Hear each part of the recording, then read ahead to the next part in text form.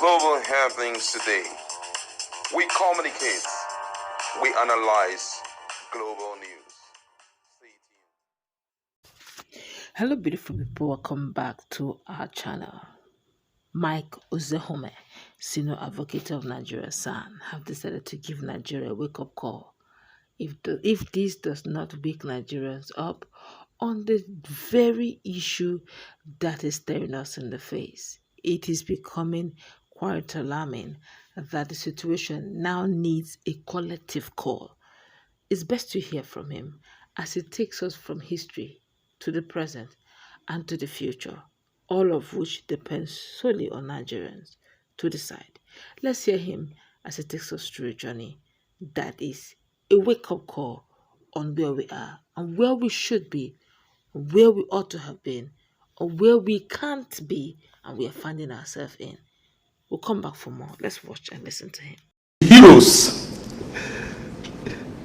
of our past, the heroes past, in seeking for unity, equity, and justice in Nigeria, can we say that the labors of our heroes past have been met? Can we really say that? Looking at the state of Nigeria as we are today, can we say that since that young lady, Flora Louisa Shaw, on the 8th of January 1897, in an article in London Times, when she gave us our name, Niger area, named after the Niger area, can we say we have achieved our dream?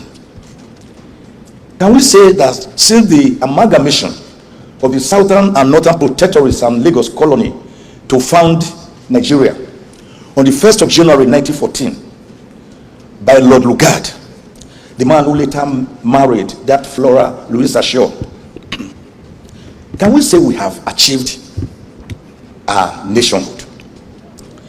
Can we say, in spite of all the constitutional conferences,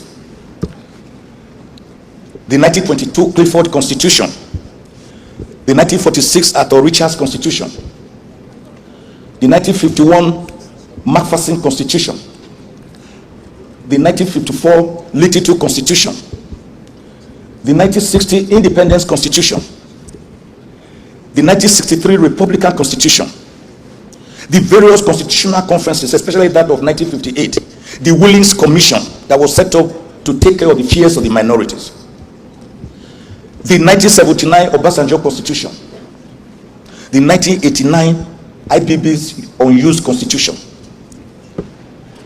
the 1999 General Abdulsalami Abubakar's Constitution, which was promulgated actually as a schedule attached to Decree number 24 of 1999, when Nigeria held our elections even without a constitution. Can we say we have really attained nationhood? Have we done the labors of our heroes past a great deal of favor? Have all the federal structures set up, the INEC, the constitution itself, the courts, the Federal Character Commission, police, security agencies, the legislature, executive, judiciary, can we say we have attained nationhood? Is the problem arising from the name given to us by colonialists who midwifed Nigeria the way they wanted it? Can we say it is because Nigeria was actually sold for £865,000 to the British by the Royal Niger Company, which actually controlled the territory of Nigeria? Is that the problem? Is it a problem of inferiority complex? Is it a problem of a name? Is it because of the Western world's spirit of revisionism, when they will want us to see the world through their binoculars, that made them to tell us that the river Niger was discovered by whom? By Mungo Park. How can you discover a river where you met the natives drinking the water, taking bath there? The natives were the ones who actually took you around before you even finally died of mosquitoes. Then you say you discovered that river Niger. That is a kind of narrative we are meant to imbibe. great conquest, Vasco da Gama, William Wilberforce. Have we been able to shake off this stereotype, this toga of imperial control? I went back into history, sir, to look at some of the statements of our heroes past. They are all heroes, mind you. Some of them may have made mistakes, like we all do as human beings. But I can tell you that these heroes fought for our independence. Some of them were in their 20s, most in their 30s, few in their 40s, starting from the great Herbert Macaulay, that many people have not given too much space to whenever they talk about the history of Nigeria. A man to whom Dr. Nnamdi Azikiwe was just general secretary to his organization. So we must give them kudos. How many of us will remember that Chief Anthony Nahoro moved the motion for Nigeria's independence? At what age? How many of us will remember that people like Dr. Matthew Mbe was already ambassador to the UN at the age of about 25? An age when many of our students are still struggling to do their WAEC exam or pass through a university of a course of 4 years, but which is taking them 8 years. How many? Lugard told us, in building up a country they wanted, not the one we wanted, he said the north and the south are like oil and water. They will never mix. Can we hear that? The north and the south are like oil and water. They will never mix. And we appear inexorably to be wanting to fulfill his prediction. Let me tell you, I believe in one strong Nigerian nation, a country of Dolly Parton's coat of many colors, a country of excellence, a country of about 236 million people, 236,741 people as at 2nd of this month by projection. I believe in one country, but, and this is the biggest but, it will be a country. Let me mimic Chief M.K. Abiola the way he will put it. You see, everybody says we need one country, we need an indivisible country.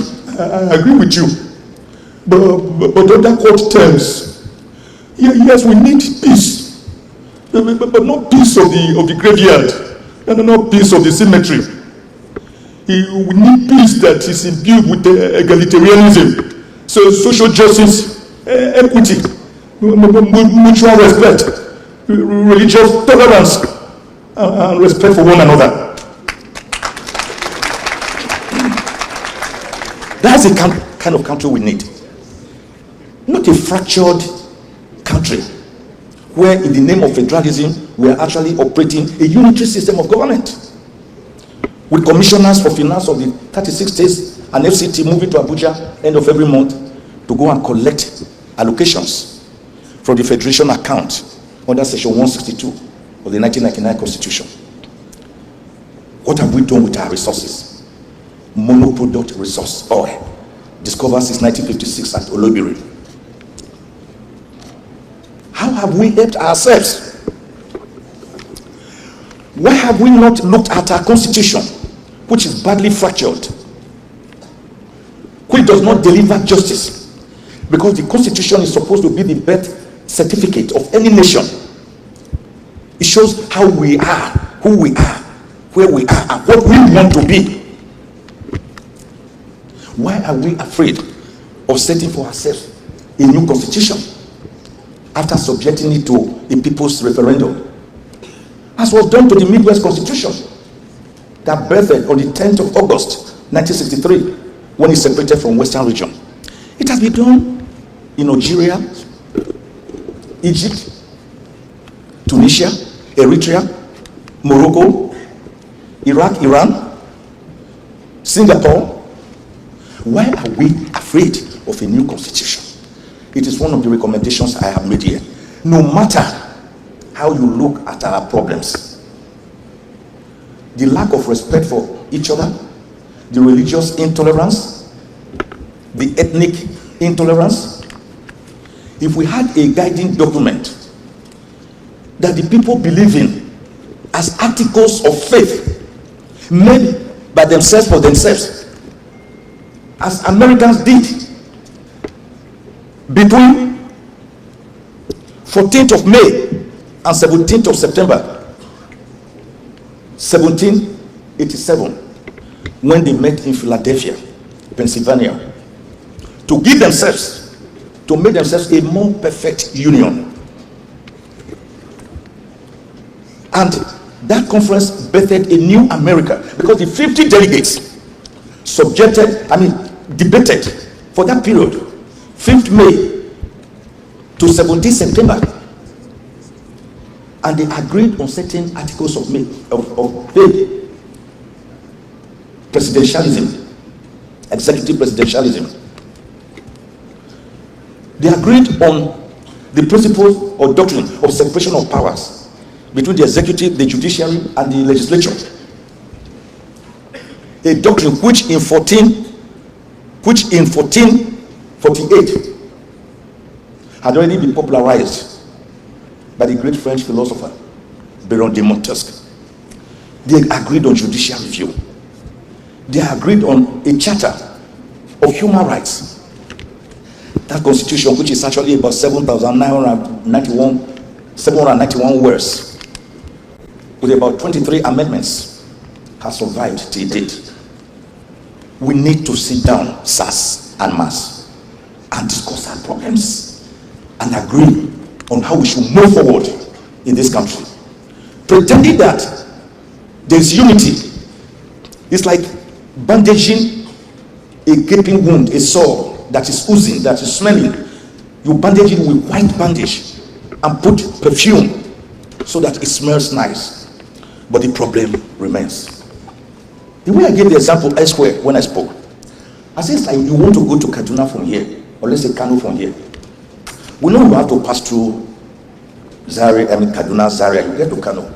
But instead of just going there, you hit the road, you reach Gwagwalada, you get to Lokoja, Okene, Ogbela, Auchi, Benin, Asaba, Port Harcourt, Calabar. You are not going to Kano, and you will not get there. What do? You reverse. No, you come back. No matter how late, and then you will get to your destination.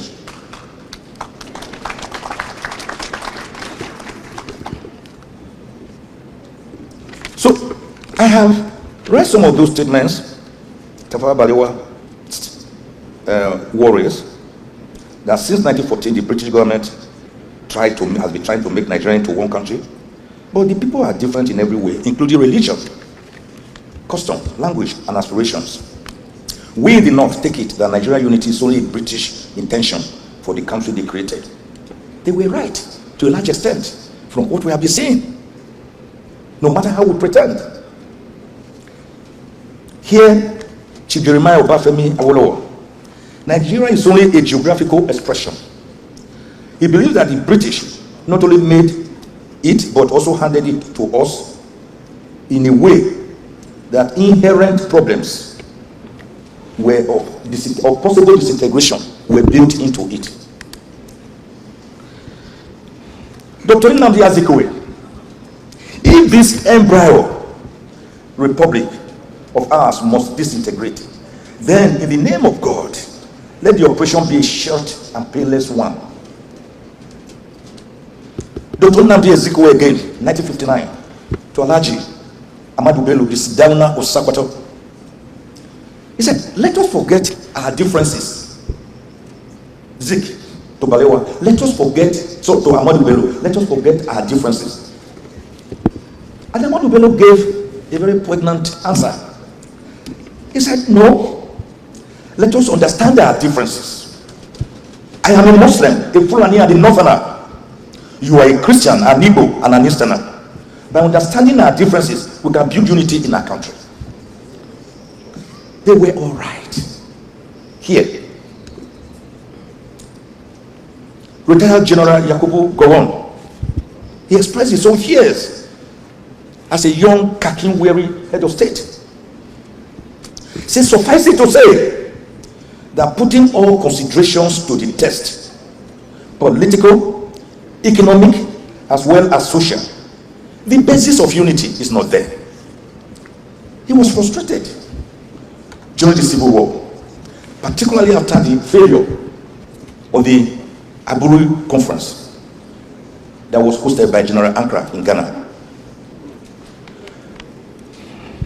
Odumegochukwu, the second or reverse side of the coin during the Civil War. For unity to be meaningful, it has to be creative. Not the unity of Jonah in the way, but the unity of the holy matrimony. The first can only lead to defecation, the second to procreation. So what is this problem of Nigerian human rights? Chinua Achebe says it is a problem of leadership. But I want to add also, it is also the problem of followership. Even you as head of your family, if your children and wife don't hold you accountable, you will become a dictator in your home. But Nigerians are the only creatures I have seen, I have read widely, I have traveled widely.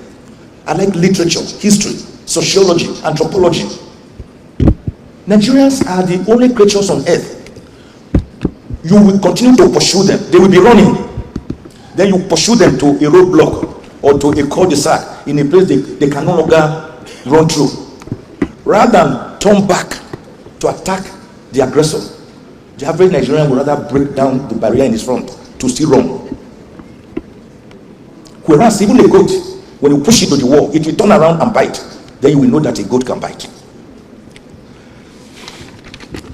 So we have so many challenges that all of you know, all of us, nobody is immune to them, even those in power who now build houses whose fences are taller than the walls of Kirikiri prison. If things are all right, why do we have to go in bulletproof vehicles and live in houses with fences taller than Kirikiri prison? We are imprisonment. We make Nigeria a big prison yard. That's what we have done for ourselves. So both the commoners and the aristocrats, nobody can sleep. Because Peking, where you say Mama no go sleep, he too no go sleep. That's what we have done for ourselves. And I warn, let me again warn here today so that all will hear me loud and clear. Let us not always say it is their problem. Maybe Boko Haram attacks in the northeast, and I've been sounding this warning for about 10 years. They say, oh, is it their problem? Oh, is it really? It has spread to northwest, not only to northeast. Many swaths of land have been taken over by bandits in Niger State. They have created fiefdoms, some of them putting flags down, collecting taxes, giving identity cards. It has spread to Edo State now, to the entire southeast. If my warnings had been heeded, which I now want to repeat, I think we will be in a better place. Particularly when you read my history, when I was kidnapped for 21 gruesome days, between August 23, 2013 and September 12, 2013. When I came out, I called on the government to declare 7 states of emergency. It's there on Google. Emergency on youth unemployment, emergency on education, emergency on infrastructure. Did they hear? No. The over 600 recommendations of the 2014 National Conference, have they implemented one? No. A conference attended by all Nigerians from all strata of life.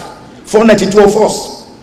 The South was led by the man we are celebrating today, the great avatar, the great nationalist, the titan, Chief Edwin Kiagbodo, who led us not only during the 2005 Obasanjo's National Political Conference, and I was there, I was the spokesperson for the South.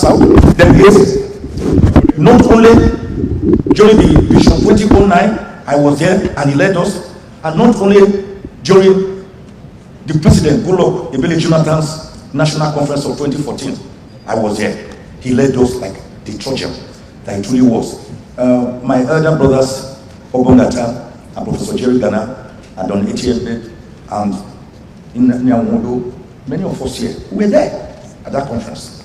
And we are, all the things we agreed on. After brainstorming for about 6 months, have we done anything about it? No.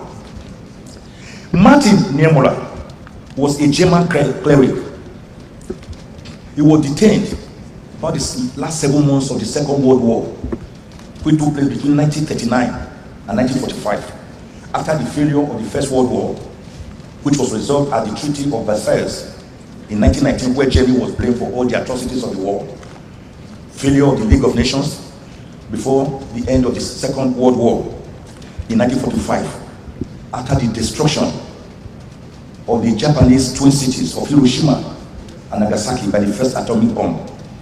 Martin Niemöller said, first, they came for the socialists. I did not speak because I was not a socialist. Then they came for the trade unionists. I did not speak because I was not a trade unionist. Then they came for the Jews, and I did not speak because I was not a Jew. Then they came for me, and there was no one left to speak for me. So if you decide not to be your brother's keeper, then very soon you may find yourself in a situation where you also do not have a keeper of a brother. A blow to one should be a blow to all. So we have all this political insecurity, where political power is now in the hands of a few Nigerians. It has been like that for quite some time. I call them state captors. State captors. They determine the fate of Nigeria like a yo-yo.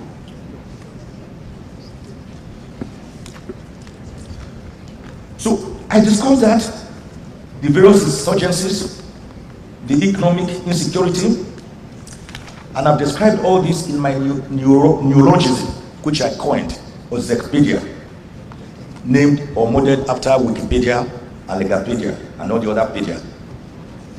I call our system not a democracy, but electionocracy.